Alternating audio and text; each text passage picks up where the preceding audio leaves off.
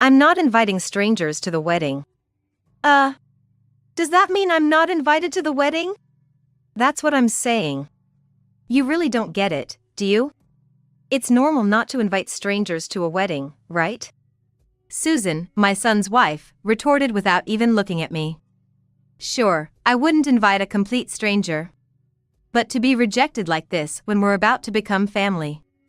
Feeling this rejection, I suddenly felt very cold towards her. And to think, she said this right when she came over to announce the marriage. I couldn't even bring myself to sincerely congratulate them. Okay, I understand. I won't attend the wedding, then. As long as you understand. That's that, then. What's with her? Anger welled up in me before I could even feel sad. If she's going to call me a stranger, then the same goes for everyone else. I wonder how she would feel if nobody showed up. My name is Karen, and I'm 60 years old. I've been married to my husband, John, for 30 years now. We originally worked at the same trading company and got married after a workplace romance. We have 2 sons, but there's a bit of a complicated situation there. I want to marry you, Karen, but I have a child already. I feel the same way. I want to marry you. Don't worry about Michael. Let's raise him together. When I was 30, I received a marriage proposal from John, who was divorced and had a child. I remember being over the moon when he proposed. I thought I wouldn't mind if it was the child of the person I loved. His child, Michael, was in the 2nd grade of elementary school at the time. He was shy, and at first, he didn't warm up to me at all. His aloof attitude frustrated me a bit, but that was because I was serious about being a mother to him. Is there anything you want to eat, Michael? No. Oh, okay. What about pizza or something? I don't care. That was the extent of our conversations. Well, it's understandable that he wouldn't accept a stranger as his mother right away. I decided I had to take my time and gradually build a relationship with him. When I married John, I resolved to cherish this child as my own son. I kept talking to him patiently, waiting for him to open up to me. Even though he sometimes looked annoyed, I didn't give up and kept interacting with him every day. Then, when he was in the 6th grade, my efforts finally paid off, and he started talking to me first. Mom, I'm hungry. Wait. What did you just say? I said I'm hungry. No, not that. Did you just call me something? I called you Mom, didn't I? Finally, my eldest son called me Mom. I'm glad I never gave up on connecting with them. The joy I felt was so overwhelming, I almost cried. And then, a year later, our younger son, David, was born. Michael, now a freshman in middle school and at an age where he'd usually want to play all the time, surprisingly didn't go out to play. Instead, he lovingly took care of David every day. Hey David, why are you so cute? He would say, as they grew up closely together. Despite their age difference and being only half-brothers, I never saw them fight. I'm sure they'll grow up to have a great relationship. As a mother, I looked forward to seeing my sons grow up. After graduating from college, Michael got a job at a major automobile manufacturer. I'm gonna live on my own. Oh, is that so? David will miss you. Well, it's your life. Living alone will be a good experience. Just make sure to come home sometimes, okay? Yeah, I know, he assured me. He always wanted to try living alone, and I didn't oppose it. However, the thought of Michael leaving home made me feel incredibly sad. I mentioned David at the moment, but perhaps I was the one who was most upset. Then came the day Michael left home. I'm off then. Bro, make sure you come back to visit. Don't be so dramatic. I'll come back now and then. Make sure you listen to Mom and Dad, okay? Michael comforted his crying brother. He had grown into such a caring big brother. Hearing their conversation made me feel like crying.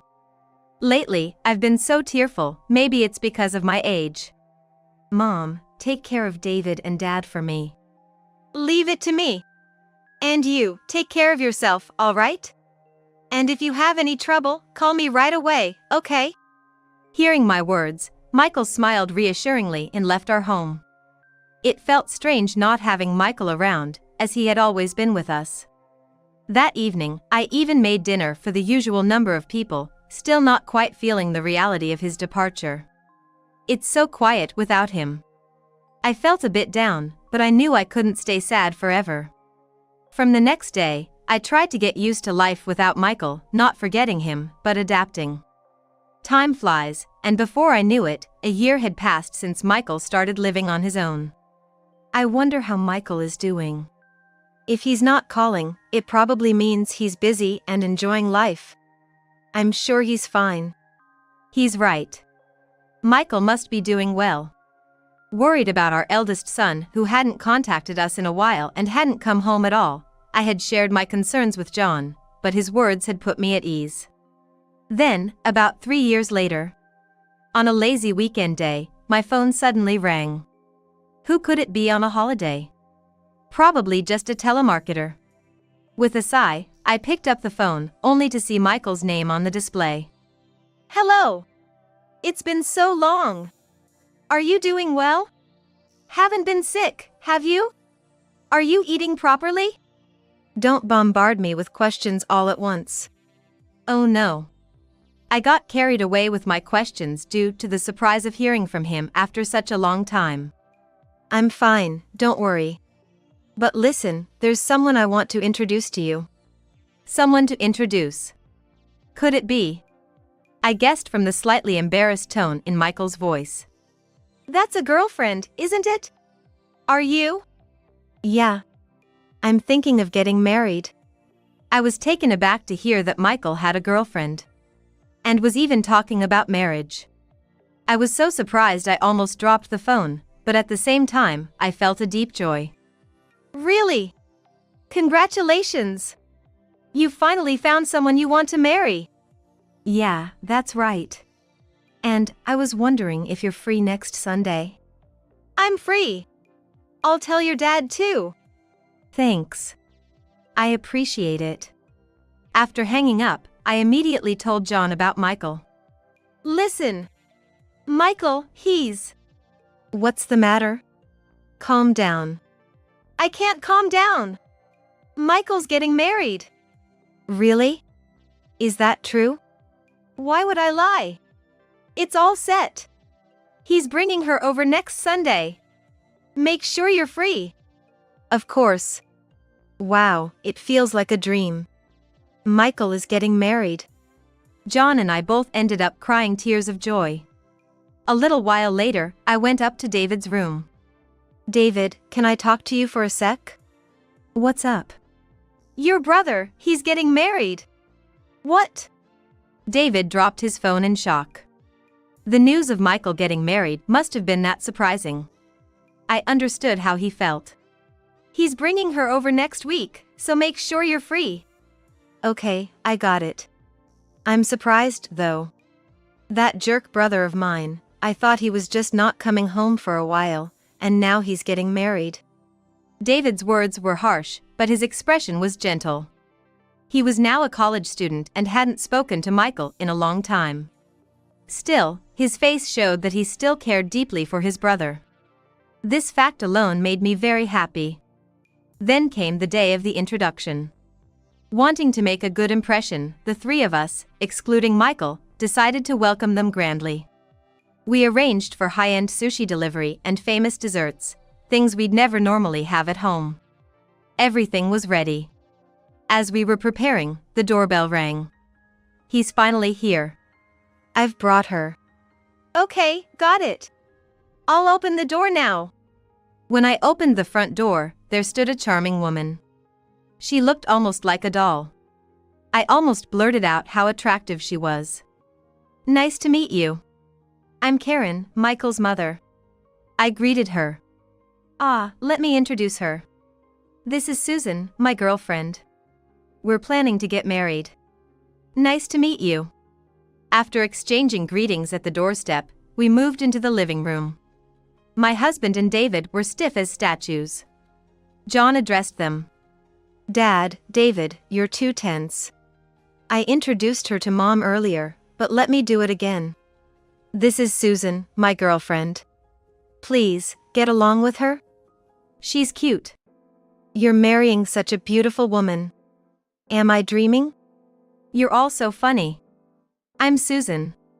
Please, take care of me from now on.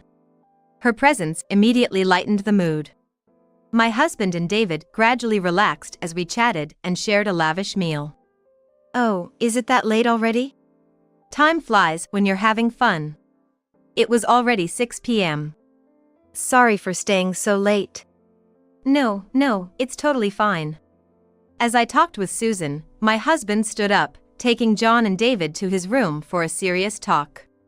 Left alone in the living room. An awkward silence fell between Susan and me. What should I do? I need to start a conversation. So, when are you planning to have the wedding? Excuse me? Do you mind not speaking so casually to me? Huh? What? What does she mean? Just a moment ago, she was all smiles and now she's giving me cold stares and a curt attitude. Did I say something offensive? No, that can't be it. What's going on? I racked my brain, but couldn't recall saying anything rude. What do you mean by that? I asked her directly. And her reply was shocking. I might as well be clear about this. You're a stranger to me. So, please don't come to the wedding, okay? Huh? Michael told me, you know? He's his dad's son, not related by blood to you. That's true, but I've raised him as my own son, and I considered him my real child. I was furious. How could she say such things to someone she just met? I was so angry I almost lashed out. But Susan didn't stop there. I don't care about that. The fact that you're a stranger doesn't change. Oh, but we'll prepare a seat for the mother-in-law out of formality, so please make up some excuse to be absent, okay? To be rejected like this by someone who's about to become family. Hearing her words, I felt my enthusiasm drain away. Her brusque manner during what was supposed to be a happy occasion made it hard for me to feel celebratory. Fine, I'll do as she wishes. Understood. Then, as a stranger, I'll be absent. As long as you understand. Well, that's that then. Unbelievable. Someday, she'll get what she deserves. Just as our conversation ended, my husband and the boys came back to the living room. How's it going, Mom? Do you think you can get along with Susan? Get along? That's hardly possible. Deep down, I wanted to tell Michael everything that had just happened, but I refrained. Yes. She's a really nice girl, you know? Take good care of her. After saying that, they left as if nothing had happened. Maybe I should have told John and David right then that Susan said, strangers shouldn't come to the wedding. But if I had, John would have likely told Michael immediately. I couldn't bear to upset Michael in his happiest moments. Out of a parent's heart, I ended up not sharing anything. Half a year later, it was finally Michael's wedding day. It's finally here. Hey, David, make sure you're dressed sharp, okay? I know. John and David were all excited since the morning. But as the wedding time approached, my mood kept sinking. Well, shall we head out? We drove for about an hour from our home to the wedding venue. The venue was already filled with many guests and was quite lively. What should I do? I told Susan I wouldn't come. I felt so sick I could hardly stand. As I sat on a chair in the reception lobby to catch my breath, David approached me. Mom? You look pale, are you okay? Yes. I'm fine. Maybe it's a cold. I lied on the spot, but he saw right through it. I hate to say this, but Mom, that's not a cold, is it? What happened? It's not a lie. I've been feeling a bit under the weather since yesterday. How long do you think I've known you? Don't lie and just tell me what happened. David raised his voice at me. I appreciated his concern, but if he's too loud. Keep it down a bit, will you? If you're so loud, everyone will stare. Sure enough, People around us started to pay attention. I don't care about that. If Mom's not having fun, Michael will be upset too. Tell me what happened. David insisted, looking straight at me. All right, if you insist that much, I understand. I'll tell you everything. Actually, when Susan came over for the wedding greetings, she told me, "You're a stranger, so don't come to the wedding." And I, in anger, retorted that I wouldn't come. But here I am. What? Susan said that? Then I must be a stranger to her too, right? Most of the people here today are. David exclaimed loudly, attracting attention from the surrounding guests. That's why I didn't want to say it. Now everyone was listening. People who seemed to be friends of the bride were also stirring, with some saying, "I didn't think she was that kind of person." Does she think of me as a stranger too? Maybe we should leave too. I actually planned to tell you and Dad that day, but I never got around to it. Got it. There's no need to stay at such a person's wedding. Let's go home, Mom. I'll leave with you. Prompted by David's words, others began agreeing, if the family is leaving, maybe we should too, and started to exit the venue. Hearing the commotion, John came over with the bride's parents. What's going on? Everyone's leaving. It's good you're here. We're leaving too. Susan told Mom not to come to the wedding because she's a stranger. No need to attend such an ungrateful person's wedding. Really? She said that? John asked, and I just nodded. The bride's parents were also visibly angry. As we were talking, Michael and the bride came to see what was happening at the reception. What? Wait a minute. Why are you all leaving?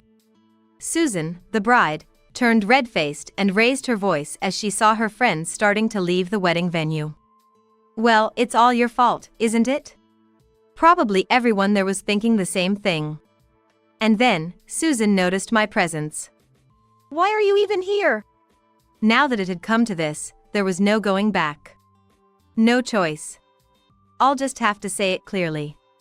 The sickness I felt earlier had vanished. Probably from seeing Susan. I felt a fiery anger burning inside me. Why am I here? I'm family, so it's natural to come to the wedding. But I did struggle with whether to come today since you told me not to. But don't worry, I've decided to leave. Strangers aren't needed at your wedding, right? As I spoke sarcastically to Susan, voices of support for me could be heard, so it was true after all. Susan really said such awful things to her mother-in-law? Voices of support for me started to emerge, saying things like, "It's brave of you to even come under these circumstances."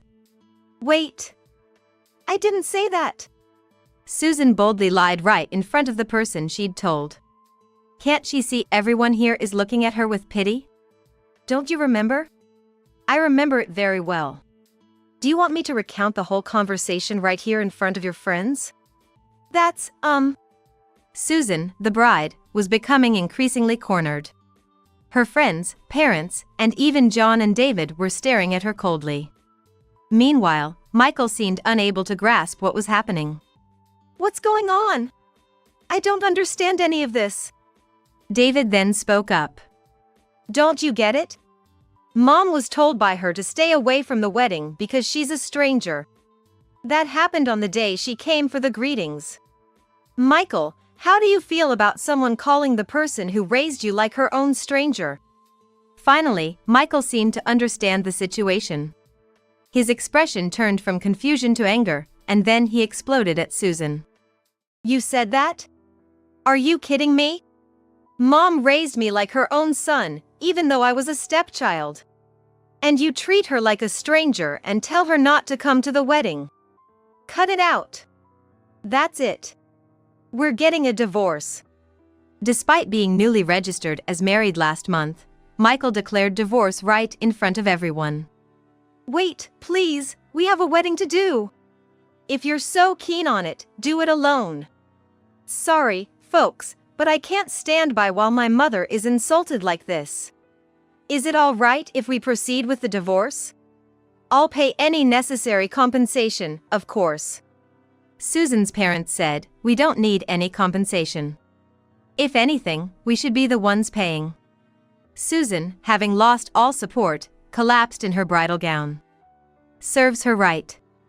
This is what happens when you pick and choose people for such a petty reason as being strangers. Well, there's no wedding happening now. I addressed everyone except Susan. I'm sorry for the inconvenience today, but the wedding is cancelled. Anyway, being treated as strangers, it's probably better if you didn't participate. Maybe you should reconsider your relationship with Susan. After all, she's someone who would drive away even her own family. Oops, sorry, that was a bit too much. I wish you all happiness in the future.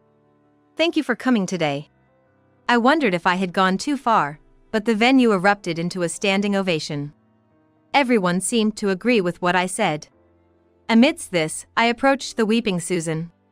There was something I absolutely had to say to her. How does it feel to have your life ruined by a stranger? You know, it's all because of the seeds you sowed yourself. Just so you know, Michael is a stranger to you too, since you're not related by blood. From now on, be careful with your words. I'm leaving now. Ugh.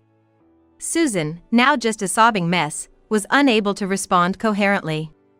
And with that, we left the venue and headed home. In the end, what was meant to be a slight against me turned into a grand finale where everyone supposed to attend the wedding didn't show up. The saying words can be your downfall has never been truer. I need to make sure I don't end up like that. Sitting at home and relaxing, I thought about it. A week later, Michael came to visit. Mom, I'm sorry for making you feel bad. I had no idea Susan would say such things. It's okay, dear. It's not your fault. Besides, if I had spoken up sooner, maybe things wouldn't have gotten this bad. I'm sorry, okay? Don't apologize. Oh, right, this. Michael said this and handed me a brown envelope. It was quite thick, but I wondered what was inside. What is this? Susan's parents sent it as compensation for you. $60,000. I can't accept this much. In fact, I don't need it. Please return it. The envelope contained $60,000 in cash. I thought you'd say that. That's why I told them the same, but they insisted I accept it, so I did, gratefully. Please take it, it's also their request. Okay, I understand. I'll keep it then. By the way, what happened to Susan? She's almost disowned by her family now. But, if she works hard and returns the $60,000, she's welcome back. Right now, she's working day and night, at a factory and a bar.